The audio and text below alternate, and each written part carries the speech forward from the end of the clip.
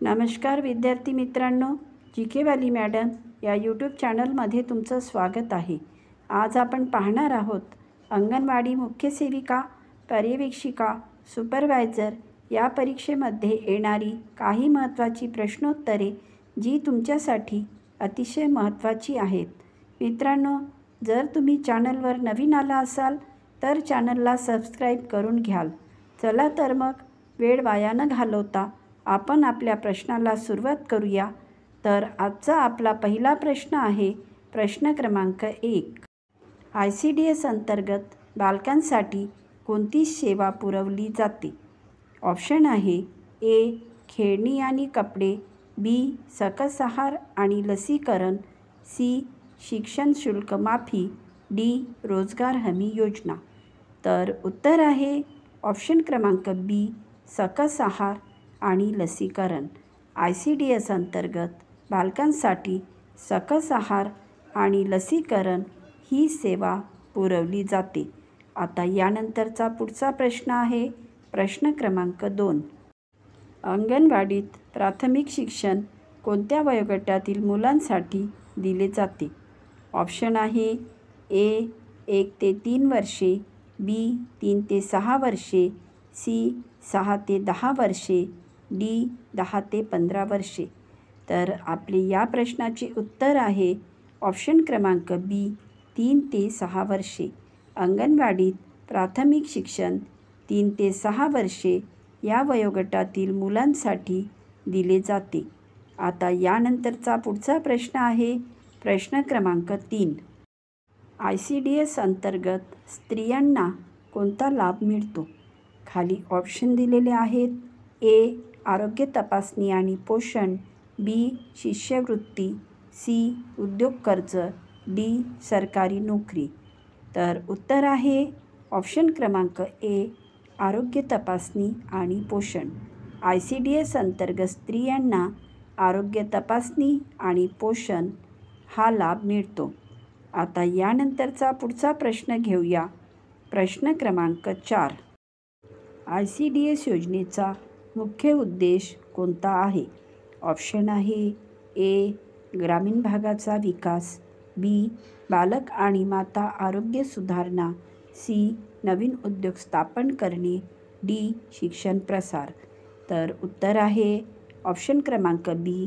बालक आणि माता आरोग्य सुधारणा. आता यानंतरचा पुढचा प्रश्न आहे प्रश्न क्रमांक 5. ICDS योजना कोणत्या प्रकारच्या विकासावर भर देते? ऑप्शन आहे ए. आर्थिक विकास, बी. सामाजिक आणि पोषणात्मक विकास, सी. औद्योगिक विकास, डी. तांत्रिक विकास. तर उत्तर आहे ऑप्शन क्रमांक बी.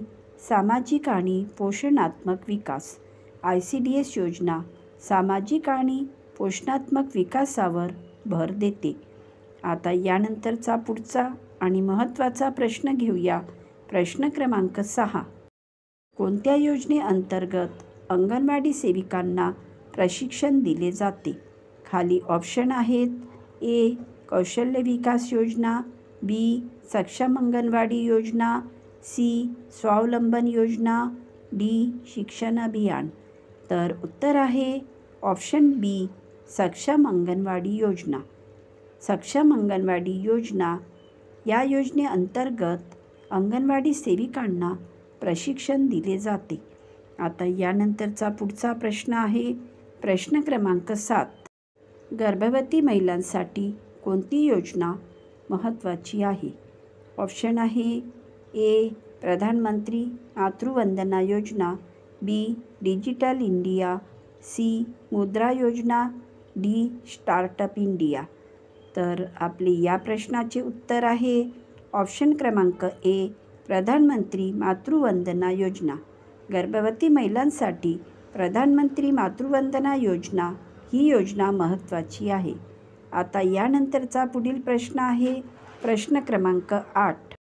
ICDS अंतर्गत अंगणवाडी केंद्र कशासाठी कार्य करतात? ऑप्शन आहे ए. सरकारी नोकर भरती, बी. बालक आणि माता आरोग्य, सी. शेती विकास, डी. जल व्यवस्थापन. तर उत्तर आहे ऑप्शन क्रमांक बी बालक आणि माता आरोग्य. ICDS अंतर्गत अंगणवाडी केंद्र बालक आणि माता यांच्या आरोग्यासाठी कार्य करतात. आता यानंतरचा पुढील प्रश्न आहे प्रश्न क्रमांक 9. ICDS योजनेअंतर्गत कोणत्या अन्न घटकावर भर दिला जातो? ऑप्शन आहे ए फक्त तृणधान्ये, बी प्रथिने, जीवनसत्वे आणि खनिजे, सी फक्त गोड पदार्थ, डी तेल आणि चरबी. तर उत्तर आहे ऑप्शन क्रमांक बी प्रथिने, जीवनसत्वे आणि खनिजे. ICDS योजनेअंतर्गत प्रथिने, जीवनसत्वे आणि खनिजे या अन्न घटकावर भर दिला जातो. आता यानंतरचा पुढील प्रश्न आहे प्रश्न क्रमांक 10. ICDS योजना कोणत्या क्षेत्रात लागू आहे? ऑप्शन आहे ए केवळ शहरी भागात, बी केवळ ग्रामीण भागात, सी संपूर्ण भारतभर, डी फक्त मोठ्या शहरांमध्ये.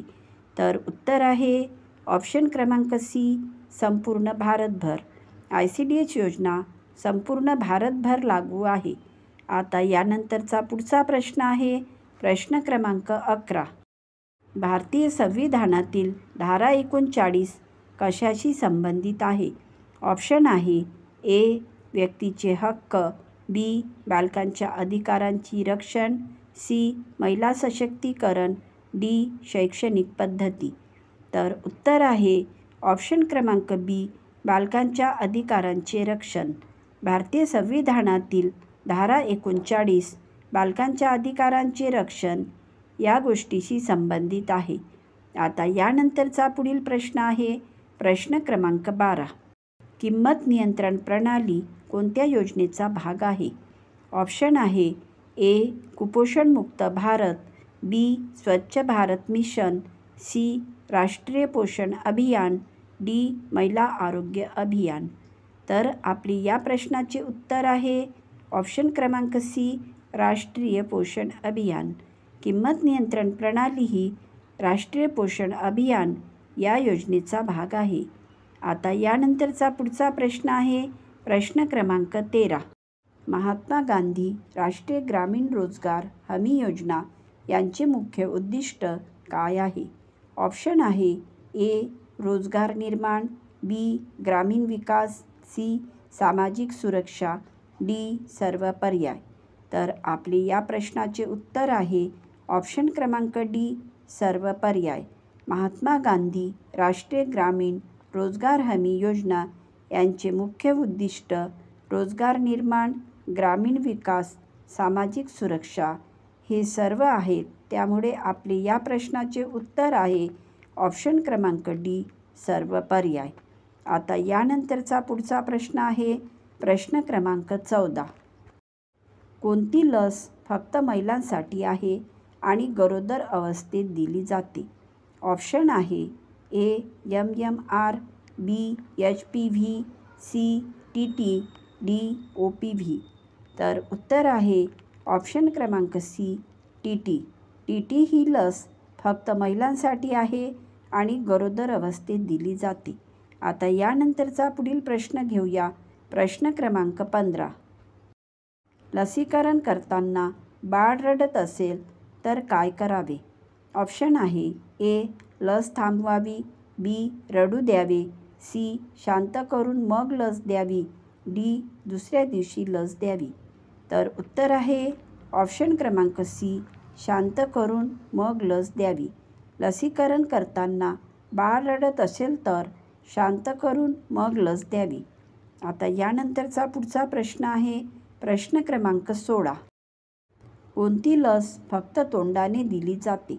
ऑप्शन आहे A OPV, B BCG, C TT, D MR.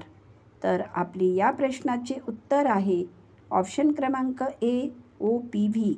OPV ही लस फक्त तोंडाने दिली जाते. आता यानंतरचा पुढील प्रश्न घेऊया प्रश्न क्रमांक 17. कोणत्या वयोगटात सर्वात जास्त लसी दिल्या जातात? ऑप्शन आहे ए 0 ते 1 वर्ष, बी 2 ते 5 वर्ष, सी 5 ते 10 वर्ष, डी 10 ते 15 वर्ष. तर उत्तर आहे ऑप्शन क्रमांक ए 0 ते 1 वर्ष. 0 ते 1 वर्ष या वयोगटात सर्वात जास्त लसी दिल्या जातात. आता यानंतरचा पुढील प्रश्न घेऊया. प्रश्न क्रमांक 18. नियमित लसीकरणासाठी सर्वात मोठा अडथळा कोणता असतो? ऑप्शन आहे ए लसींचा अभाव, बी लोकांचा गैरसमज, सी आरोग्य कर्मचारी, डी हॉस्पिटल. तर उत्तर आहे ऑप्शन क्रमांक बी लोकांचा गैरसमज. नियमित लसीकरणासाठी सर्वात मोठा अडथळा हा लोकांचा गैरसमज हा असतो. आता यानंतरचा पुढचा प्रश्न आहे प्रश्न क्रमांक 19. RCH कार्यक्रमाचा संबंध कोणत्या बाबतीत आहे? ऑप्शन आहे ए लसीकरण, बी बाल आणि मातृ आरोग्य, सी शिक्षण, डी कृषी. तर उत्तर आहे ऑप्शन क्रमांक बी बाल आणि मातृ आरोग्य. RCH कार्यक्रमाचा संबंध बाल आणि मातृ आरोग्याशी असतो. आता यानंतरचा पुढचा आणि शेवटचा प्रश्न आहे प्रश्न क्रमांक 20. OPV आणि IPV मध्ये फरक काय आहे? ऑप्शन आहे ए 1 थेंबाने 1 सुईने, बी 1 गरम 1 थंड, सी दोन्ही सुईने, डी दोन्ही थेंबाने. तर उत्तर आहे ऑप्शन क्रमांक ए 1 थेंबाने 1 सुईने. OPV आणि IPV मध्ये इतकाच फरक आहे की 1 थेंबाने दिली जाते आणि 1 सुईने दिली जाते. तर मित्रांनो, जर तुम्हाला आमचा हा व्हिडिओ आवडला असेल तर व्हिडिओला लाईक करा, चॅनलला सबस्क्राईब करा, व्हिडिओला शेअर करा आणि बेल आयकॉन प्रेस करायला विसरू नका, जेणेकरून तुम्हाला आमचे असेच अभ्यासाचे नवनवीन व्हिडिओ भेटत राहतील.